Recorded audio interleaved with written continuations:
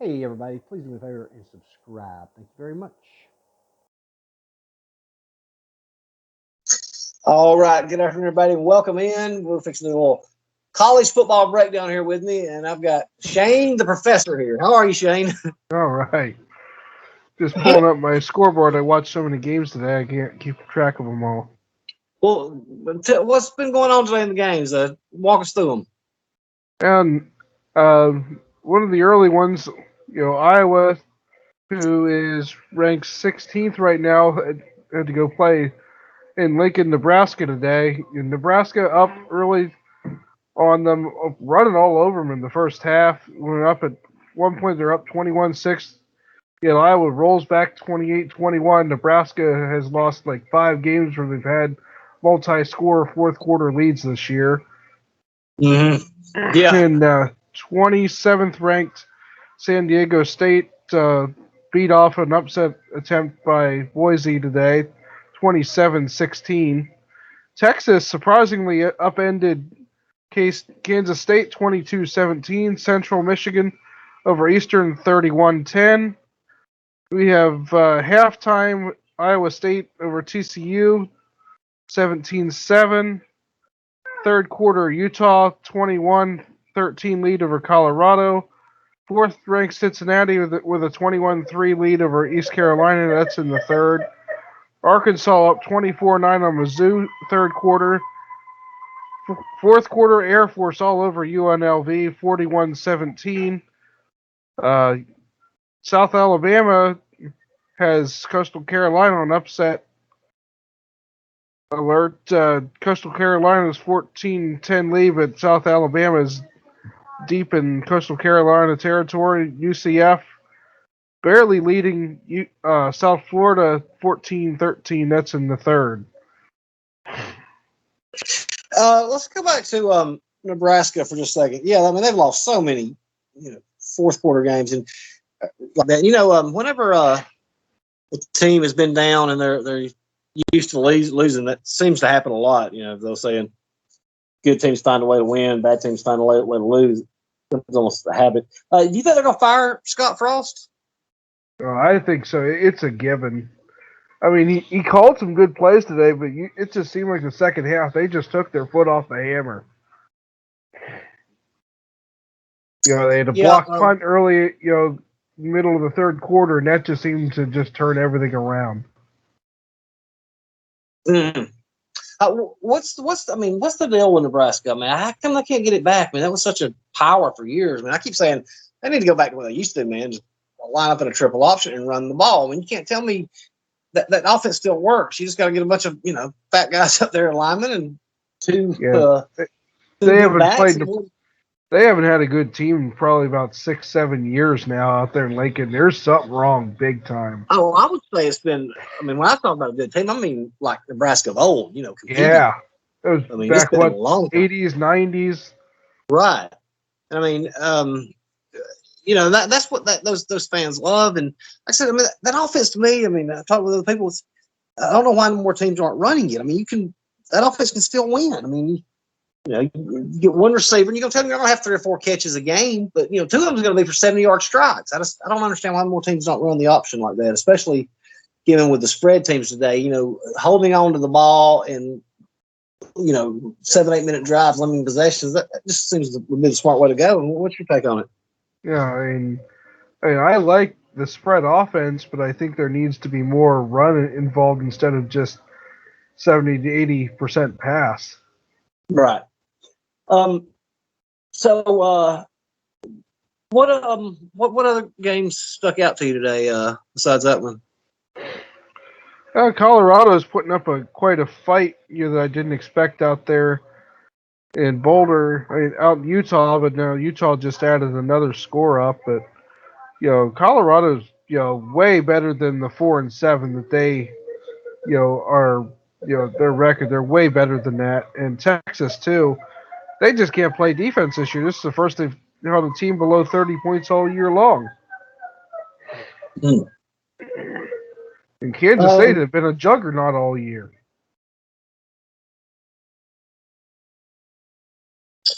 Let's see here. There really wasn't that many big ones on today, was there? Just looking through here, I'm kind of tied up Yeah. today, so I didn't. What A lot of the biggies what are game- tomorrow. yeah, what games stick out to you tomorrow? Ohio State, Michigan's got a lot riding tomorrow. The winner of that game is going to go to the Big Ten title game. If Wisconsin beats Minnesota tomorrow night, they would meet the winner of the Michigan-Ohio State game in Big Ten title game. If Minnesota beats Wisconsin, Iowa will be in. Number one, Georgia should have a cakewalk over Georgia Tech tomorrow. No excuses not to.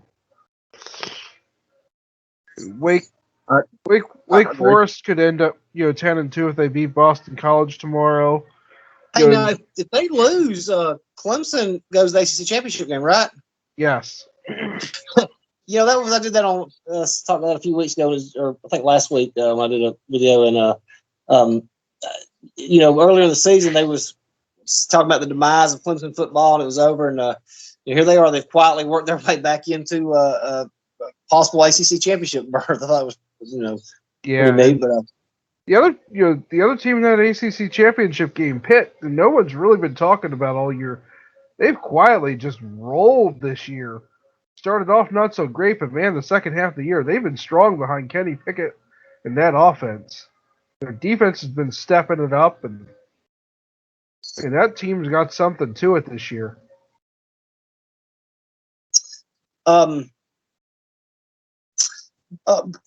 Staying with ACC, well, we'll come back and break down in a minute. Go ahead with the other games that you want to mention more.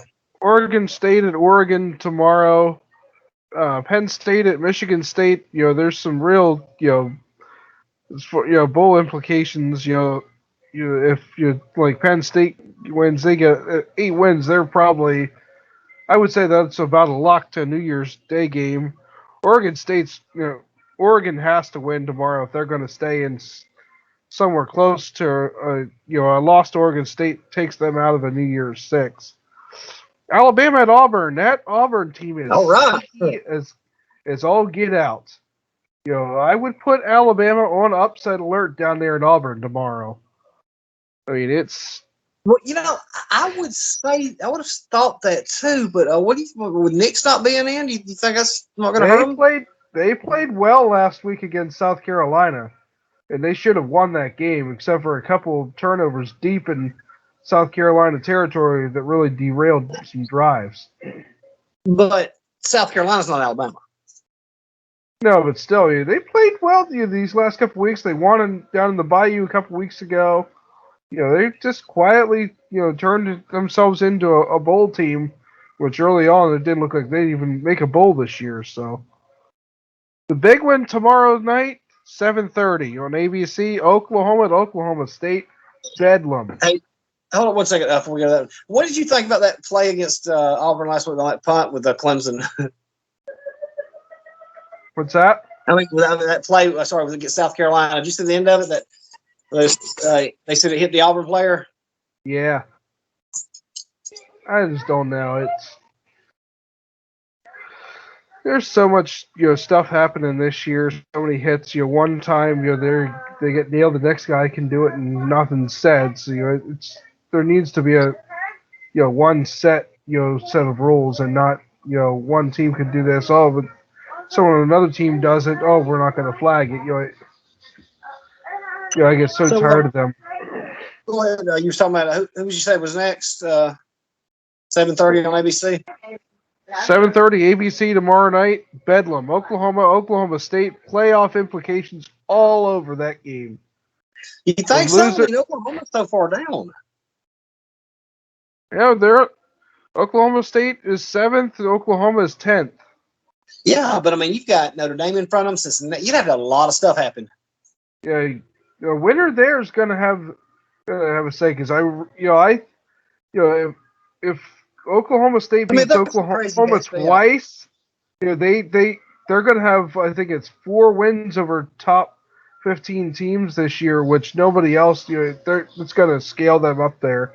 They'll get into the top 4 because Georgia's going to knock Alabama. They're going to get blown out. So right there, Alabama's going to fall. Cincinnati, Alabama's not getting blown out in Georgia. I don't believe that. Alabama's been blown out one time since Saban's been there, and I think I they're don't- going to.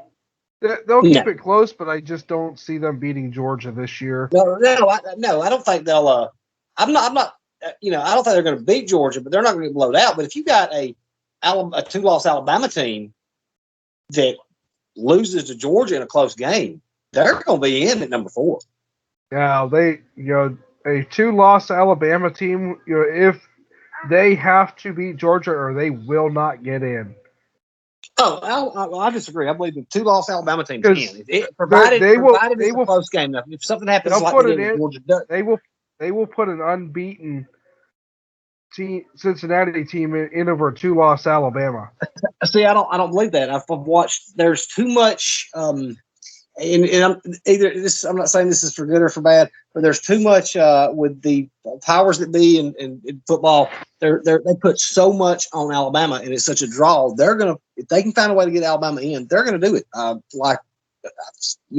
We can go back to some of Alabama's versus championships when it's questionable whether they should have been in it or not. Yeah, I agree. It's ridiculous. There's years they shouldn't have been in. Yeah, so I mean, I think if it comes down to that, they're going to push. They're going to do something everything they can for Alabama for several things. Alabama brings the market with TV. Because number 5, Michigan's going to be gone after tomorrow. I don't even see them staying close to Ohio State tomorrow at all.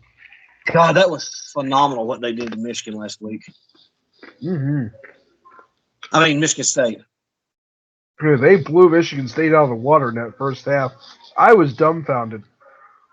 I thought Sparty would keep it close, and the fact that they couldn't even stay close said a lot.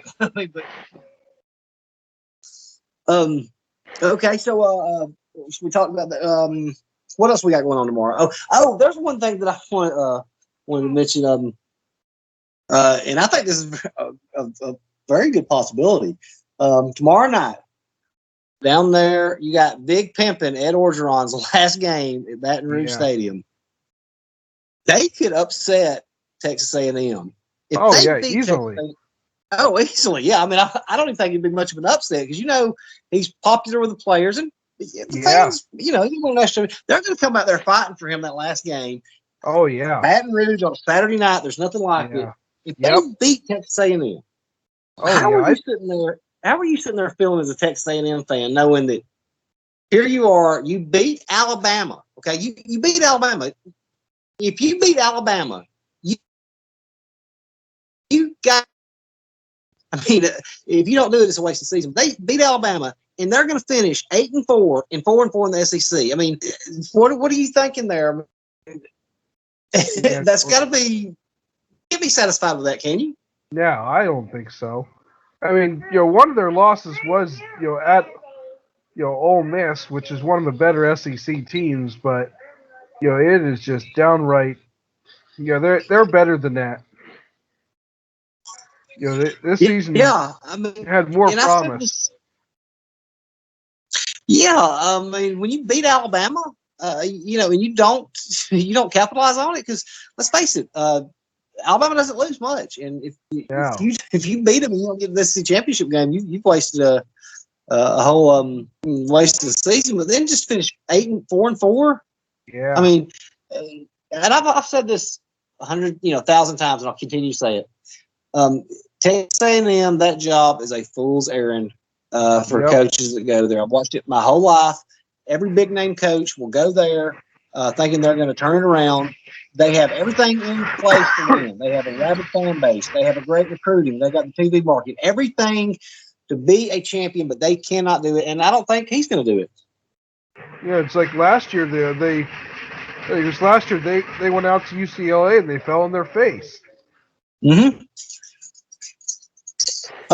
So 3 years ago they were out at UCLA. Or 3 or 4 years ago they had a 4-score lead, and Rosen brought him back in the fourth quarter miracle. It was real. I'll touch on that. We'll go back. I want to go back to that. Any other games you want to talk about tomorrow? You have 10-1 Notre Dame out there at Stanford.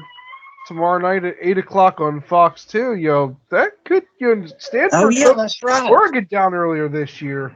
So that's a quiet team that could easily pull one. Notre Dame has not been the juggernaut this year that they've been of old. Jack Cohn has not been. Jack Cohn is not. The gunslinger that we all expected them to be out there. Their defense has not been that great.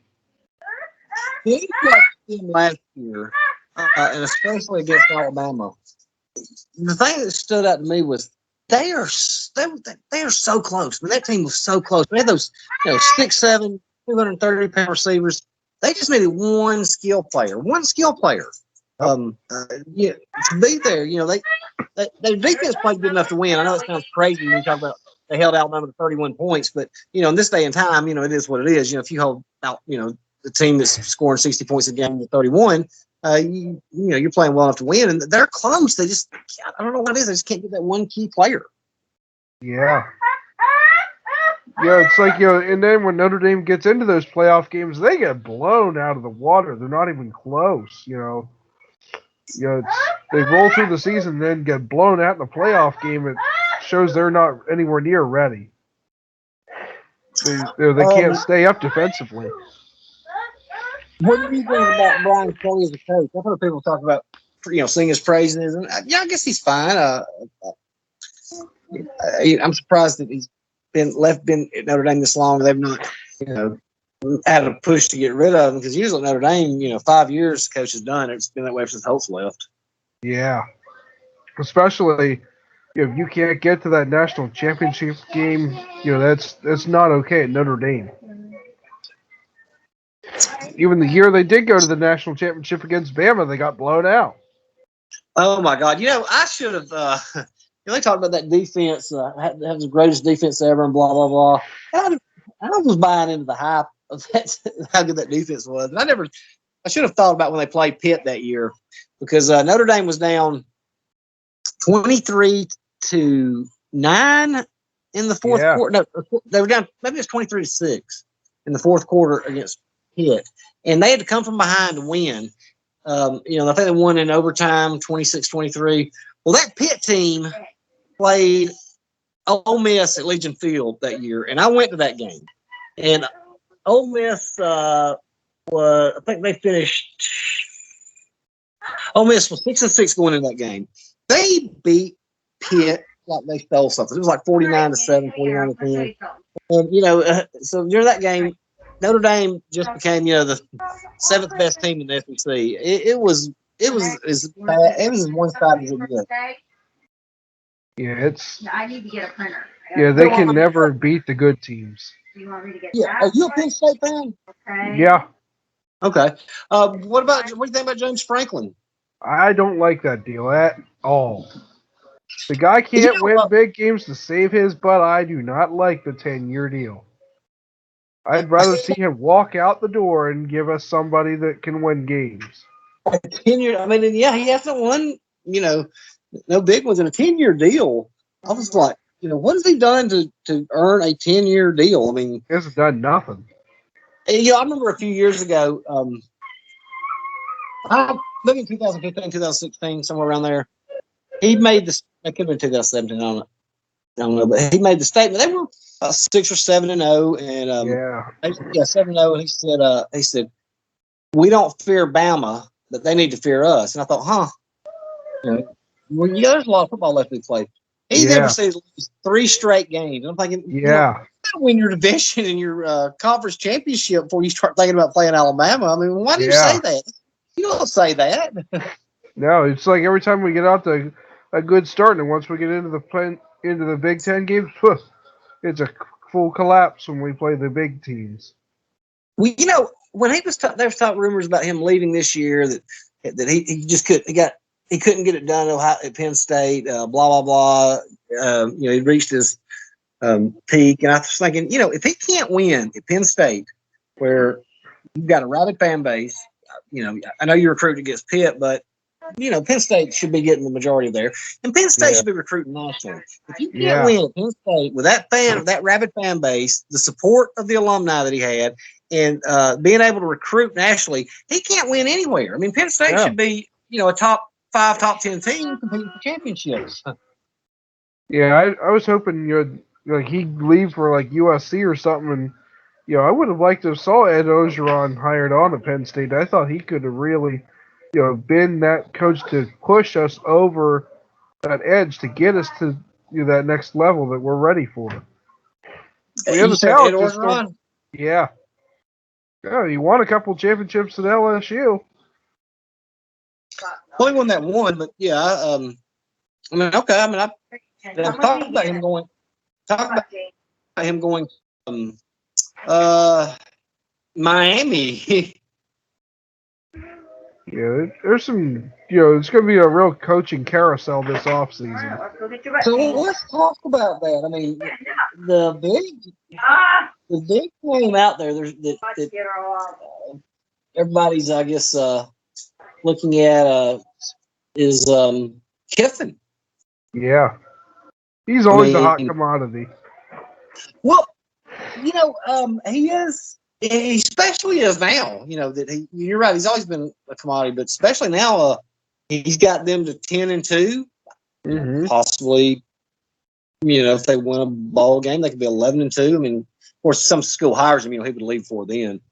But if you're Florida and LSU, or if Florida and LSU, is that who you want? I think Kiffin would be the guy to really push, Florida over the edge. That's for sure. Do you think that Florida wants him, or they I don't want see Urban it. back? I haven't heard nothing that would link him to that. What about Urban? I've heard Urban at Florida. That's a real possibility. He won 2 national championships. At Yep. with Florida.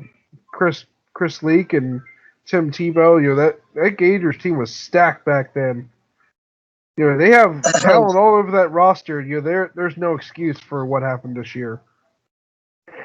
No, I mean, and he may have. I won't say 100%. He may have got a pass if he had not done some of the crap he's done down there. Going back out there and trying to start fights, stuff he said. Some of that got him a lot of undue attention he didn't need. Yeah. It's just because Florida. Let's give it credit. I mean, they were like, probably 2 defensive stops away from beating Alabama this year. Oh yeah, exactly. I mean, they're the ones who really, put Alabama on notice that, hey, you can be beat, kind of thing. They really, tore that Alabama defense apart. Oh, just ripped them. Before I jump back on that one, if you are Kiffin, what school are you looking at? Are you interested in LSU? You interested in Florida, or what about USC? I mean, There's another one no one's talking about that I expect to come open here shortly, and that's going to be down there in Texas. I think Sark is one and done. how do you really? I think that is a done deal.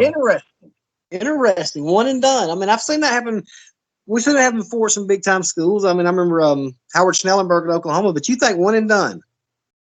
I'm hearing a lot of talk around the from different podcasts and things that I watch. I guess there's a lot of chatter going on already with the whoever's in control down there in Texas.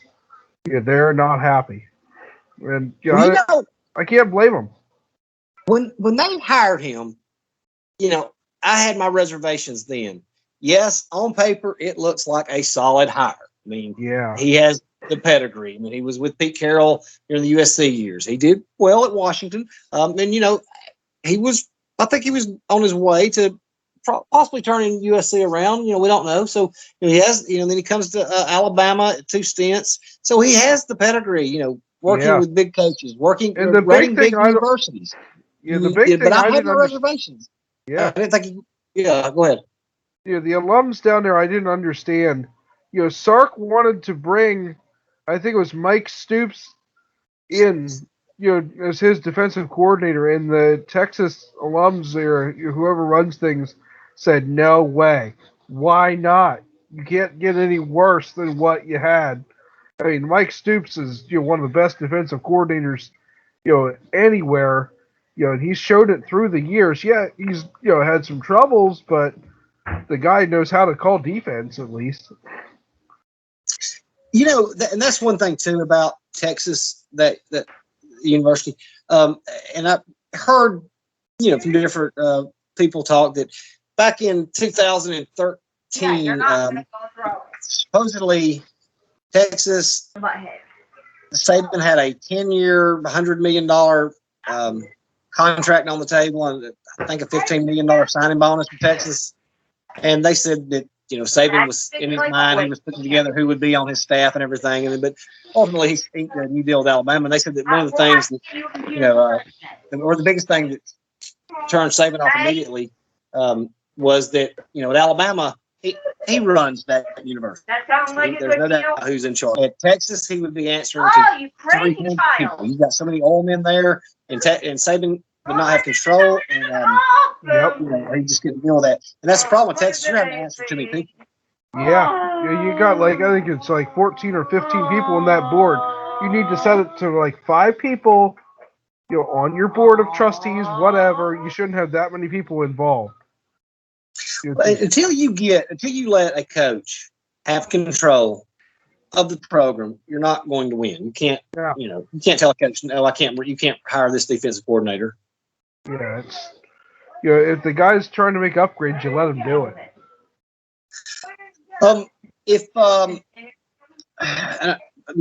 This is a possibility too. What if the guy who's now the athletic director at LSU, he hired Jimbo at Texas A&M? What if he hires Jimbo at LSU? Who goes to Texas A&M? Boy, that's a good question. Because one thing about his contract is, they gave Jimbo a 10-year, $75 million contract, and if he got fired, he was due the balance of it, every bit of it. But Jimbo can leave, and there's no buyout, so Jimbo can leave anytime he wants. Mm-hmm. And I think that's the way James Franklin's is set up too. I think Jimbo would jump to get out of there. Yeah, well, I think so too. And it's a prime spot. And I think it's a much better job. I mean, back to Kiffin, it's like, he's got, he can pick his. But I think he can basically pick his way. This would be the perfect time for him to take one of those jobs, because you don't know if you're going to have a Florida, LSU, or an A&M, or Southern Cal, or Texas, all come open like this again. So it's probably his time to jump. Those jobs are once in a lifetime opportunities. A lot of them. And I've seen these guys like Mullen, go to a Florida, and after being successful at Mississippi State, kind of like a Curly Holman did back in the day when he was at Southern Miss and went to LSU. What is it? Some of these guys that have success at a middle of the road school, they fail when they go to a major university. Mullen could have been at Mississippi State the rest of his life, going 8-5, 9-4, and they would have built statues. Yeah, Mullen was a defensive coordinator away from probably what would have been I would put a chance at an SEC title game this year, because they would have beat LSU. They had them on the ropes. They had Bama on the ropes. They had there's a couple other games they were real close that they lost. They just couldn't get the defensive stop when they needed one.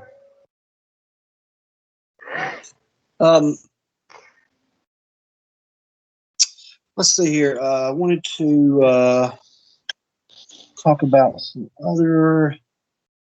one other team. I will say that's in the top 10 that I think is overrated is Oklahoma. They have been overrated all year. Are they always overrated though? Yeah. Their defense, don't get me wrong, their defense is much better this year than last, but that switch to Caleb Williams has been gold for them so far, with the exception of him getting blitzed and played well by Baylor, who just took Oklahoma apart a couple weeks ago, Yeah, and I watched and that they game. nearly lost to Kansas too. Let's see here. Whatever. Who? Oh yeah, I wanted to talk about this right here a while ago when I said I want to go back to it. What do you think about Florida State? They've made some improvements this year from where they were. Yeah, they've come a long ways. I watched some of their games this year. Early on, man, they had they played some teams really tough early, especially that Notre Dame game. They took Notre Dame to overtime. They had no business being anywhere near in that game, and they just kept it close because their defense. And I mean, that kid coming back from injury, ended up in the starting role. Who used to play quarterback at Central Florida or whatever it was, and but they just didn't have the playmakers around him. I think that coach gets another year. He get some playmakers to the outside. Watch out next year. So if you was to look right now, and it's probably a tough decision or something other, who would you think would be the national coach of the year? Oh boy, so that is a good question. I would definitely put Lane Kiffin out there for sure. I was fixing to say, I don't know. I mean, if somebody would probably, can throw somebody else out there, but off the top of my head, it's got to be Kiffin. I don't see, I don't see how. I'm sure somebody else can make an argument, but I mean, Kiffin. I mean, God, man, how do you go against him? Maybe the Michigan Kirby State Smart, coach. definitely look at him. Look at Kirby Smart definitely deserves a look too. That team's an all of a sudden juggernaut. He's another one out of the the Nick Saban coach school. It is what it is. Yeah, I agree. I mean, he definitely needs a look. I mean, let's see who else I'm going to mention. The Michigan State coach, Baylor's coach. Michigan State's coach got a 10-year deal today too. I think that's like really? 10 years, $75 million. Wow. Wow. I think schools are getting desperate knowing all these big schools are open. Hope they're trying to lock their coaches up now. The fear of them leaving. Which I think that coach of Michigan State has done a fantastic job turning that program around as quick as he has. Absolutely, and I mean, hats off to him. Another guy. Another school I could see coming open this year is Michigan. Harbaugh has got to go. He's hung around. He keeps hanging around at Michigan. What kills me is about the Big Ten is how did they decide on putting Michigan State, Penn State, and Ohio State in one division? That was mentioned on ESPN. I believe it was by Herb Street a couple weeks ago. Said that they need to split them up. I mean, that would be like putting Alabama right now. Of course, it can flip in the SEC, but not up there in the Big Ten. I mean, that'd be like Alabama, Georgia, and who else would be in the top right now? Alabama and Georgia in one division, and Ole Miss, and just saying the top four teams right now. I mean, you can't do that. Yeah, I'm hearing in a couple of years when Texas and Oklahoma come in, I'm hearing that you're going to have Oklahoma, Alabama, and Georgia in the same division. I'm hearing. Well, what they're going to do is now. This is how it is. Probably everybody else is going to do this too. I remember back in. I'll just send you this YouTube clip, one of Coach Bryant talking about the playoff back in like '81. It was so prophetic. But I remember Coach Stallings was talking back when the Texas A&M joined the league about one day there'd be 4 super conferences. Well, let me tell you what they're going to do. They're going to go and they're going to put them in 4 team pods. And they already showed how they were going to look. It's going to be like Alabama, Auburn, Tennessee, Vanderbilt in one. It was Ole Miss. I forgot how they broke down. Let's see, Texas, Oklahoma, and Arkansas was going to be in one. I think Missouri. But what they're going to do is they're going to have these 4 pods like that, and the division winner of each one. Then we'll go play a 14 playoff. They're going to be like a 10-game season. Then a playoff for the champions, and then they're going to have an 18 playoff for the national championship. So you're going to be going to like a 16, 17 game season total to win the national championship. Everything's on there. I think that it needs to go to at least 12 teams. I think the playoff. Well, I mean, the thing if you go to 12, and that's possible. You'd have to probably give the first 4 teams a bye, and then go like that. Play them on home. But you're starting to get into logistics problems and money problems. People going to these games every week. I mean, I think 8 would be neat, but I think it needs to be 12. Just to be fair, there every year there's a couple teams that end up being held out that really do deserve to be in. The next thing that we should probably go and do it. If you get 12, they're going to be calling for 16. And with 16, then you talk more about off weeks. Yeah. But I mean, that's where we're headed to because money's taking it over. Yeah. Yeah, a couple good podcasts I can, or if you really want some true information out there, I follow John Kurtz and 365 Sports on YouTube. Look them up. You want some real college football info? Look them up. Especially John Kurtz is doing daily, realignment talks for months. Yeah, I'll check those out. That sounds like a plan. That's pretty much all I got for tonight. Is there anything else you want to add to it? Yep, not too much. Well, it's been a fun segment here, and we'll have to 9 o'clock tomorrow night for the breakdown. Yep. All right, that sounds good, Shane. We'll talk soon. Yep. Catch you later, Chris.